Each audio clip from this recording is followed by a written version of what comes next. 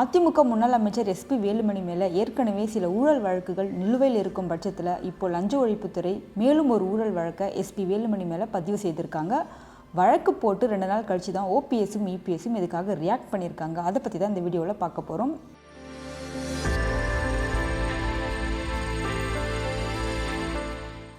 மழைநீர் வடிகால் கால்வாய் நடைபாதை அமைத்தல் போன்ற பணிகளில் முறைகேடு நடந்திருக்கிறதா சொல்லி அதிமுகவோட முன்னாள் அமைச்சர் திரு எஸ்பி வேலுமணி மற்றும் சென்னை மாநகராட்சி பொறியாளர்கள் 10 பேர் மேலே தமிழக லஞ்ச ஒழிப்புத்துறை வழக்கு பதிவு செய்திருக்காங்க. 2018ஆம் ஆண்டு சென்னை மாநகராட்சியில் மழைநீர் வடிகால் அமைக்க 250 கோடியும் சேதமடைந்த சாலைகளை புனரமைக்க 246 கோடியும் ஒதுக்கப்பட்டிருக்கு. இதில் கிட்டத்தட்ட 26 கோடி ரூபாய்க்கு முறைகேடு நடந்திருக்கிறதா சொல்லி லஞ்ச ஒழிப்புத்துறை ஒரு குற்றச்சாட்டை எஸ்பி வேலுமணி மேலே பதிவு செய்திருக்காங்க. திமுக ஆட்சிக்கு வந்ததிலிருந்து அதிமுக முன்னாள் அமைச்சர் எஸ்பி வேலுமணி மேலே கேஸ் போட்டு லாக் பண்ணிட்டு இருக்காங்க ஆளும் திமுக அரசு. அதிமுக ஆட்சியில் இருக்கும்போது வருமானத்துக்கு அதிகமாக சொத்து சேர்த்ததாகவும் மேலும் கிராமப்புறங்களில் LED விளக்குகள் அமைக்கிறதுல கிட்டத்தட்ட 500 கோடி ரூபாய் ஊழல் செய்ததாகவும் வேலுமணி மேலே ஏற்கனவே வழக்குகள் பதியப்பட்ட நிலையில் இப்போ புதுசாக மழைநீர் வடிகால் அமைக்கிறதுலையும் சேதமடைந்த சாலைகளை சீரமைக்கிறதுலையும் ஊழல் செய்திருக்காருன்னு ஒரு புது வழக்கை லஞ்ச ஒழிப்புத்துறை பதிவு செய்திருக்காங்க.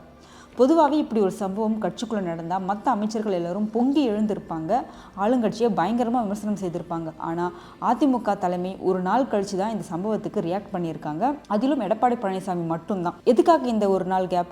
இதுவே இபிஎஸ்க்கு ரொம்ப நெருக்கமான அமைச்சர்களுக்கு ஏதாவது ஒரு பிரச்சனைனா உடனடியாக ரியாக்ட் பண்ணுற அதிமுக தரப்பு எஸ்பி வேலுமணிக்கு மட்டும் ஏன் இந்த பாரபட்சம் காட்டுது? எல்லாத்துக்கும் காரணம் நம்ம எடப்பாடி பழனிசாமி ஐயா தான். கட்சி ஒருங்கிணைப்பு பற்றி யாரெல்லாம் பேசுகிறாங்களோ அவங்க எல்லாரையும் கட்சிக்கு சம்மந்தமில்லாத ஆட்களாக ஒதுக்கி வைக்கிறது தானே எடப்பாடி பழனிசாமியோட தற்போதைய வேலையே. ஓபிஎஸ் சசிகலாவை எப்படியாவது கட்சிக்குள்ளே கொண்டு வாங்க, நாம் மக்கள்கிட்ட இழந்த செல்வாக்க மறுபடியும் வாங்கிடலாம்னு தொடர்ச்சியாக வலியுறுத்தின 6 பேரில் எஸ்பி வேலுமணியும் முக்கியமான ஒருத்தர். எஸ்பி வேலுமணி மேலே எடப்பாடி காட்டுற பாரபட்சத்துக்கு காரணமும் இதுதான். ஏற்கனவே எஸ்பி வேலுமணியோட மகன் நிச்சயதார்த்தத்தை புறக்கணிச்ச எடப்பாடி இப்போ இந்த ஊழல் வழக்கு பதியப்பட்ட பின்னரும் ஒரு நாள் முழுக்க எந்த விதமான கண்டனத்தையும் அறிவிக்கவே இல்லை. அவர் மட்டுமில்லை, அதிமுக முன்னாள் மாஜிகள் யாருமே இது குறித்து எதுவுமே பேசலை. ஏன்னா எடப்பாடி பழனிசாமி மீறி யாரும் எதுவும் பண்ண முடியாதுல்ல. அதனால் சீனியர் மாஜிக்கள் யாருமே ஒரு கண்டன பதிவோ இல்லை இது குறித்து ஒரு அறிக்கையை கூட விடலை. ஆனால் எஸ்பி வேலுமணி மேலே ஊழல் வழக்கு பதிவான உடனே ஓபிஎஸ் மகன் ரவீந்திரநாத் உடனடியாக திமுக அரசை கண்டித்து தன்னோட எக்ஸ் வலைத்தள பக்கத்தில் ஒரு கண்டன பதிவை போட்டிருக்காரு. சரி, இதுக்கு மேலேயும் நாம் ரியாக்ட் பண்ணாமல் இருந்தால் அது தப்பாகிடும்னு நினச்ச இபிஎஸ் ஒரு நாள் கழிச்சு சம்பிரதாயத்துக்கு ஒரு கண்டன பதிவை தன்னோட எக்ஸ் வலைத்தள பக்கத்தில் பதிவு செய்திருக்காரு. திமுகவை பயங்கரமாக திட்டு ஒரு பெரிய பதிவையே போட்டிருக்காரு இபிஎஸ். விடியா திமுக அரசின் மீது கோபத்தின் உச்சியில் இருக்கும் தமிழக மக்களின் கவனத்தை திசை திருப்பத்தான் எஸ்பி வேலுமணி மேலே லஞ்ச ஒழிப்புத்துறையை ஏவி விட்டுருக்காங்கன்னு தன்னோட ஆதங்கத்தை கொட்டி தீர்த்திருக்காரு இபிஎஸ். இது கொஞ்சம் தாமதமான ரியாக்ஷன் தான், இருந்தாலும் ரியாக்ட் பண்ணிட்டார்ல, அது போதும். இபிஎஸ் பொதுவாக திமுக அரசை கண்டித்து எஸ்பி வேலுமணிக்கு ஆதரவாக பதிவு செய்திருக்காரு. ஆனால் ஓபிஎஸோட எக்ஸ் வலைத்தள பதிவு தான் கொஞ்சம் கவனிக்கிற மாதிரி இருந்துச்சு. சொத்து வரி, மின் கட்டண உயர்வு, பதிவு கட்டண உயர்வுன்னு மக்கள் மீது பல வழிகளில் கூடுதல் வரியை சுமத்திட்டு வர திமுக அரசு மீது மக்களுக்கு மிகப்பெரிய அதிருப்தி ஏற்பட்டிருக்கு. இதுக்கு சிறந்த உதாரணம் நடந்து முடிஞ்ச மக்களவை தேர்தல். அந்த தேர்தலில் திமுக தன்னுடைய சாதனையால் ஒன்றும் ஜெயிக்கலை.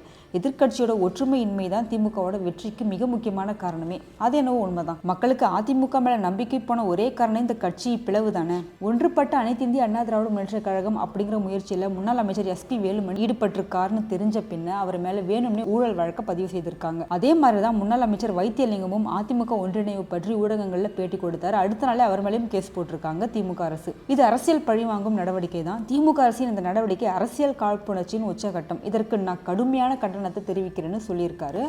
அனைத்து இந்திய அண்ணா திராவிட முன்னேற்ற கழகத்தை ஒன்று சேர விடாமல் தடுத்துட்டா வர 2026 சட்டமன்ற தேர்தலில் ஜெயிச்சிடலாம்னு திட்டம் போட்டுட்டு இருக்காங்க ஆளும் திமுக.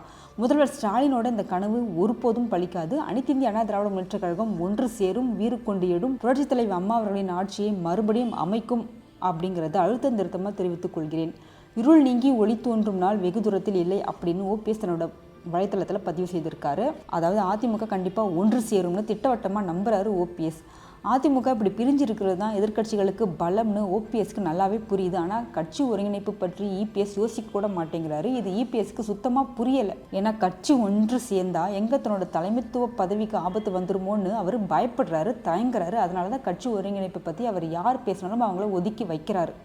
எஸ்டி வேலுமணிக்காவது போனா போட்டுன்னு ஒரு எக்ஸ் வலைத்தள பக்கத்தில் ஒரு பதிவு கண்டனத்தை போட்டிருக்காரு. ஆனால் வைத்தியலிங்கத்துக்கு அப்படி கூட அவர் எதுவுமே அறிக்கை விடலை. ஒருவேளை இந்த வழக்கு பெருசாகி எஸ்பி வேலுமணி ஜெயிலுக்கு போயிட்டாருன்னா சந்தோஷப்படுற முதல் ஆள் இபிஎஸ் தாங்கிறதுல எந்தவித சந்தேகமும் இல்லை.